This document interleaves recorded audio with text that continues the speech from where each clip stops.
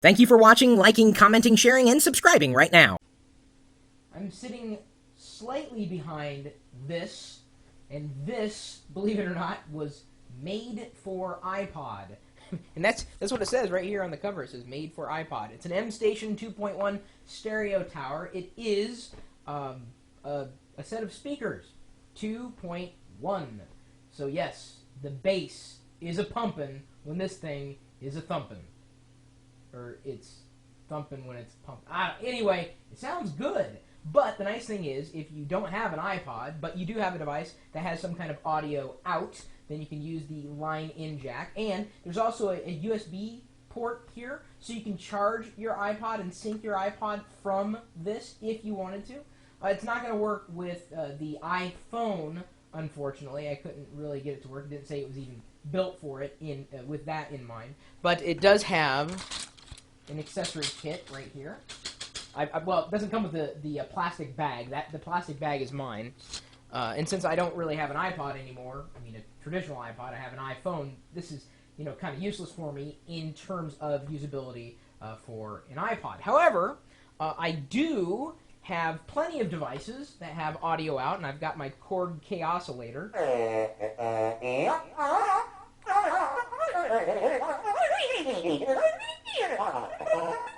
Of course, it has more sound effects than that, like...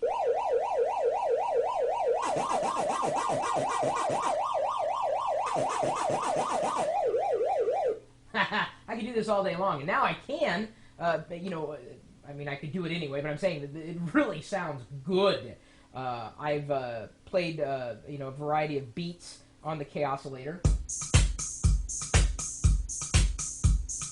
And it pumps and thumps, let me tell you that. It can get up to 100 watts with all the channels combined. That's its peak power. It's got a remote control that allows you to control not just volume, but if you have the iPod plugged in, then you can control back and forth, or forward and backwards, back and forth. Duh. I think you know what I'm talking about. You can also control both bass and treble independent of one another, at least on the remote control, as well as, I believe, here on the actual unit itself. So the reason why I'm sitting in front of the desk and in front of the mic on the desk, but behind...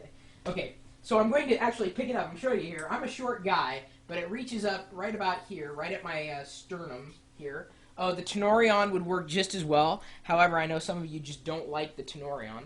So I'm just going to pick it up. Now, these speakers here on top actually twist off. It's just a regular audio connection, so if I wanted to, an RCA connection, I could use right and left RCA if I wanted to, but I don't want to because this looks really, really good. So I'm going to pick it up, put it on the chair, see, get you a better look. It's about 21 pounds, so it's not exactly lightweight, but it's nice. Now, it's sitting at an angle, but it's believe me, it's straight. It's just my carpet is apparently tilted.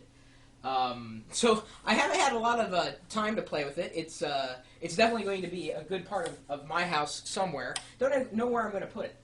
It may stay here in the home office. I may plug something into it, whether it's a radio or a constant stream of audio coming in, so that it's just always there, kind of in the background. It'd be kind of neat. And again, I can any device that takes or has audio out, I can pump in here into the line-in jack. So I'm pretty happy that I'm given a chance to review it, and we'll certainly be experimenting with what I can plug in there. But since I don't really have an iPod, I know that some of you with an iPod would probably have a better time with it than I would. So I'm going to take it down again. It's just plugged into a regular AC outlet, and it's got the power switch there on the back. It almost looks like a droid of sorts. I could probably build my own Star Wars cantina now. All I need is a couple of boffins, maybe what was the Hammerhead's name? Wasn't he an Ithorian? Something like that? It's been so long since I've looked into it. It's available right now on Amazon.com. You can get it for a little over $200. I think $200, $240. There may be some discounts applied there, but that's better than the listing on the official website, which is let's see here, mstationaudio.com. But I usually order it. If I can, I'll order it through Amazon first, just because I've never had too many problems with ordering through Amazon.com, even through third-party vendors through Amazon's stores. So it's nice. It looks good. If you are an iPod fan, great. If you have a need for something that looks like this, great. It's certainly going to go along well in my. Maybe I'll start calling my home office the Cantina. Sounds like fun, doesn't it?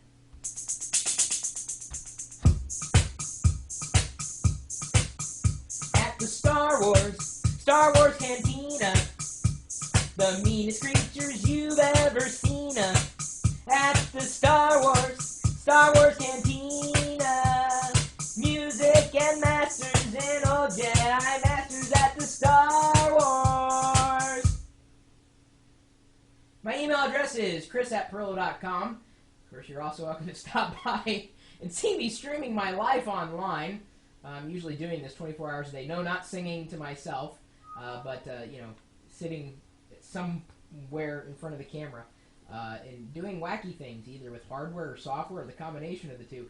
You're also welcome to stop by to say hi to the chat room. I'm pointing at the chat room, and in fact, it's right there. I'm looking at it over here, but you can see it down here below me.